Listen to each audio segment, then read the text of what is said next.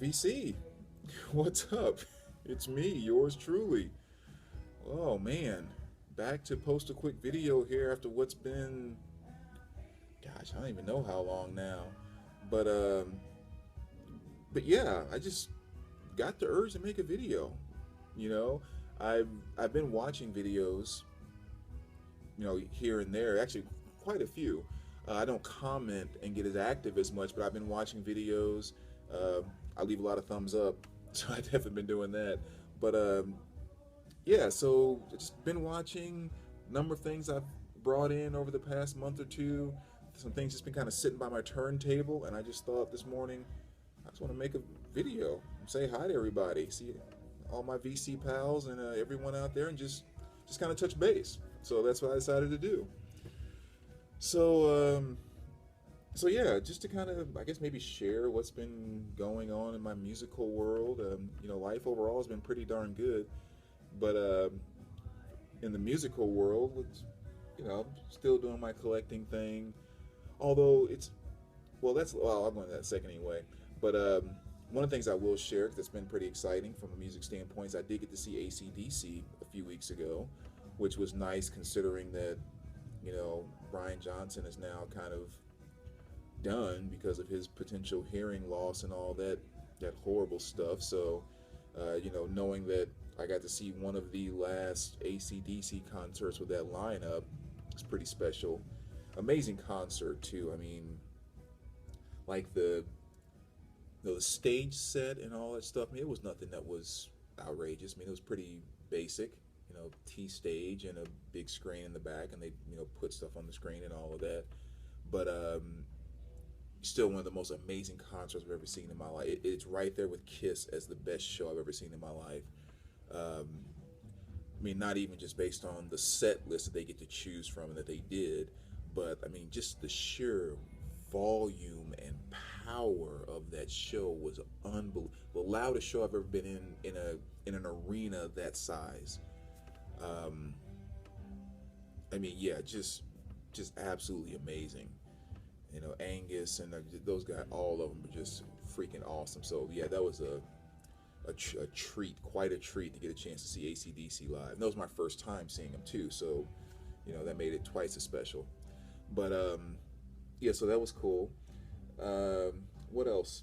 Collecting wise, I'm still kind of in the same mode that I left off like a year or so ago, somewhere around there when I kind of stopped making videos. I'm still really doing the box set thing. I've still been really inspired by Robert Z. And for those of you that remember him, I think he has a new channel, like a new name or something like that. But those of you that do remember Robert Z, his collection was just kind of immaculate. It's a mint collection across the board with all promo pressings, Japanese pressing, MoFi stuff, and just all of that nice audiophile stuff. And so he'd inspired me to really kind of clean up my collection too, to enjoy the listening experience more. So a couple of things I did there. I have quite a bit of new equipment. I have a new turntable, and I have a new Cambridge audio receiver, a new Cambridge audio CD player, set up my BMW speakers. So yeah, I sold like two or three of the receivers I had. I sold three of the other turntables I had. So I had like five or six. I had kind of stuff to get rid of. So I decided to kind of sell half of that stuff just to consolidate it and kind of get a very nice clean cut system, if you will. And yeah, so we're doing the same thing with my collection too. I've been taking out, well, I've kind of done it at this point, taking out a lot of the stuff that's not perfect, meaning near mint to mint, and selling that, and then going out and purchasing MoFi stuff, mint copies of things that maybe I just sold and all of that. So that's still kind of the process that I've been going through with my collection up to this point in time. So just kind of what's going on in my musical world. Just thought I would share that. So let me kind of go through and just share with you some things that have come in here and there. I was recently down in Texas. I had a nice little getaway down there, and went by a little store and found this, which I didn't realize there was a reissue of this. But Locust Abortion Technician by the Butthole Surfers. which is a really cool album. I first discovered this album by watching one of those vinyl documentary videos where, you know, somebody went around and interviewed a bunch of record store owners and everything else, asking about the obsession of vinyl collection. And a guy played the song Sweet Leaf that they did, kind of not a cover, but they did a version of on this. And it was just freaking awesome. And I'd always wanted the album. And then it's like, oh, they have a reissue out. So I was very excited about that and got a chance to pick that up. This one here was kind of a blind buy. And it's the Decemberists. What a Terrible World, What a Beautiful World. And I never really heard this album. I did like their album, it's the Crane's Wife, I believe. You know, I got that one quite some time ago and kind of liked it. And I saw this one the other day. It was originally like $25 or something like that, and they had it marked down to like $5.99 or something like that. Yeah, actually, stickers on that like $5.99. So I was like, you know, 2 LP set. I'll try that as a blind buy, $6. And you know, it ended up being a really, really great album. Matter of fact, the last song on side 3, which is called A Beginning Song, is probably my favorite Decemberist song right now. So, you know, it turned out to be a very good pickup for a brand new copy for only, you know, $5-6. So that was a very good pickup. And got this one on the same day. It's kind of the same thing. It was marked 23, 24, marked down to like $4.99 or something like that. Again, was not familiar with them, but I picked it up and I thought, number one, wow, I like that cover. So there might be something in here I liked. Listened to 1 or 2 songs on the radio, not the radio, but my cell phone. And yeah, I brought it home and listened to the whole thing and loved it. And this right here, anyone who is a fan of, actually, I take that back. This album to me is a mixture between the Sabbath years of Dio and the Coverdale years of Deep Purple. If you mix those two together, this is kind of the album that you would get, which is so funny. It's scary as much as he looks like as Dio. But yeah, it's that kind of just like, you know, gritty, deep purplish, hard rock type stuff. So very, very great pickup, especially for only like said $4 or $5. And then the man that I love so much, and I'm sure many of you hate. It's kind of a love-hate relate, or you love or hate this person. Usually, most people don't think that Seal is. He's okay. He's all right. Most love or hate him. I happen to love him. And this was his Seal 7 that came out not too long ago. Found this at another shop too. Though it was more than half off, which was great because I was not going to pay $37 or whatever this was originally. I remember when it first came out and I saw you put this one on vinyl, I was all excited and I thought it was like $35, $36. Like, sorry, Seal, can't do it, man. But like I said, I found this one brand new for almost half off, which was nice. A little bit over half off.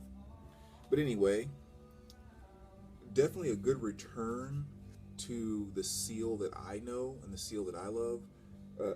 Excuse me. His last couple albums have been, you know, Seal 4 was amazing. That's probably still his best album ever to me. But then the couple albums that came right after that, especially The System, it was more on like his dance side of things. And I mean, he does it okay, but I think where Seal really comes through is the emotions of his smoother stuff. And songs like Do You Ever on this album is the epitome of what Seal is to me. Probably my favorite song off the album. So yeah, I was extremely happy that Seal came out with another album and that he put it on vinyl. Next up is my girl. You guys know I love Diana Krall. This is Wallflower. I found this the same place I found that Seal album. It was also over 50% off, which was, again, a great pickup for a sealed copy. And, you know, Diana Krall is just for those of you maybe that don't know her, you know, she's the vocal jazz, you know, just smoothness. But there's an extra element that she brings to the smooth jazz genre. It's almost I don't know, like if a sexiness is the word to it. and not from like an appearance standpoint, just like in a smoother feel that she puts into a typical vocal jazz. That's kind of hard to explain, I guess, but um, yeah, Diana's my girl, love her to death. Next pickup here, actually, these next two were kind of they're not Grail albums by any means, but the search for me has been Grail-like. Okay, so keep those two separated. And number one is City to City by Rafferty here, Greg. And this is one that I've wanted for so long, and I've stumbled across, I mean, a ton of copies, but just could never find one that was in near mint to mint condition. So it was nice to finally find one that was near mint condition. Especially when this was half off, it's only $3, so that was freaking awesome. But yeah, the song Baker Street, I don't know how many of you watch these like I do, but those Time Life infomercials that run like 20 or 30 minutes, you know, when you really need to go to bed at night, but you really feel the need to stay up at 1 o'clock in the morning and watch Time Life infomercials. But the sax solo that they often use in those infomercials to bridge the gap between the next sequence of, for only $39.95 you can blah blah. Well, that sax solo is from Baker Street, the song Baker Street off this album. So that sax solo is just, it's like, it's so, there's such an association to the 80s, and not to mention it is probably one of the best 80s sax solos ever. And yes, I was just really, really happy to find a great copy of this finally. And when I did find it, it was probably the cheapest copy I ever found, which was awesome. Because there is a, for those of you that may be more interested in like a brand new copy, there is a 180 gram reissue that's out of this that runs like 20 something dollars, but it was an album I was wanting to pay $20 for. Same thing with this, another Grail search, not Grail album, but Grail search. Actually, for a couple of years now, I was really happy to find this down in Texas as well, which is a near mint copy of the Ides of March, their album Vehicle. And I've literally stumbled across 20, 25 of these, just, you know, thumbing through different record stores here or there. But the covers were always extremely worn. You know, that black was just kind of, I guess, very sensitive to, I mean, you know what that's all about. And of course, records too. Just never found one that played 100%, you know, near mint to mint. So it was great finding one of those, because I love that song Vehicle. I think it's awesome. Thing that was kind of shocking to me, which I just never paid attention to or realized, you know, it's kind of as funky and as groovy as this stuff is, and even kind of the grittiness of the lead vocals, I just always assumed that the band was black, or a majority of the band was black. There ain't a single brother in the whole group, which really just kind of turned me for a loop. I was like, what? So then I got on YouTube and looked up, you know, some live performances. I'm like, man, they got the horns going, the funk on the guitar, those awesome lead vocals. Ain't a brother in the whole group. So that was something interesting to find. Next here, the Electrifying Eddie Harris. Another one I've been looking for some time. There's a record store that I pop into every week or so around here. And I've gotten really good, really, really good at just going into record stores and kind of looking around and not having to leave with anything. Try to get me to do that 3 or 4 years ago, it would have been impossible. If I go to the record store, I have to come out with something. But now, I'll oftentimes go to the store literally 20 times, 25 times, going to different stores and just won't come out with anything. Just, oh, it was nice to browse, didn't see anything, good to be around other people, blah, blah, blah. But anyway, I was in a store browsing the other day while I was going into that, and a guy was playing this on a CD that he had burned offline, and or online. And I was like, well, who is it? And he was, you know, blah, blah, blah. And so I just kind of been looking for it. And when I was down in Texas, I stumbled across this very nice copy. But, you know, just Eddie Harris, great jazz. Nice dollar bin find. Very nice copy. Isaac Hayes, kind of a blind buy, but I figured, hey, it's Isaac Hayes, I'll give it a shot, and it ended up being vintage Isaac Hayes. So good stuff. There's another shop about a hour drive or so from here that was going out of business, so he had everything marked half off. And one of the things that I picked up was a few copies of different Kitty Wells albums. I thought I'd just kind of share this one. They're stepping all over my heart. And you know, I don't know what it is, but I love my twangy country, and Kitty Wells does it as well as anyone. Look at the innocence of that album cover. I mean, really? So yeah, I picked up a few copies of Kenny Wells, and like I said, with the half off, they were only like $1.50 each, so that was nice. One of my replacement upgrades was this here. Always had a hard time finding a nice mint, clean, plain copy of this album, so I finally decided to sell the couple copies I had, and I picked up this 180 gram reissue of the Emotions Rejoice. And definitely one that you have to have, because, at least in my collection, because Best of My Love, I consider that to be one of the smoothest grooves ever laid down on a track. I mean, that song is just perfection from start to finish. I can go on and on about all the different elements that are hidden inside of which almost seems like such a simple song. But yes, it was nice to get a brand new, perfect, clean copy of that. And I'm still kind of on my funk kick too. So the Ohio Players, I'm starting to try to pick up a number of their vinyl. Doesn't pop up too often, especially in good condition. And sometimes when it does, it's so like crazy priced. And but yeah, this is Ohio Players Gold, kind of a compilation. But yeah, I'm still looking for, I have a number of things on CD, but like Fire and a few others that I want to get on vinyl. Still on the lookout for those. So always look for more Ohio Players LPs. So that's what I have out as far as vinyl that was still sitting out. The other thing that I've been collecting over the past close to a year or so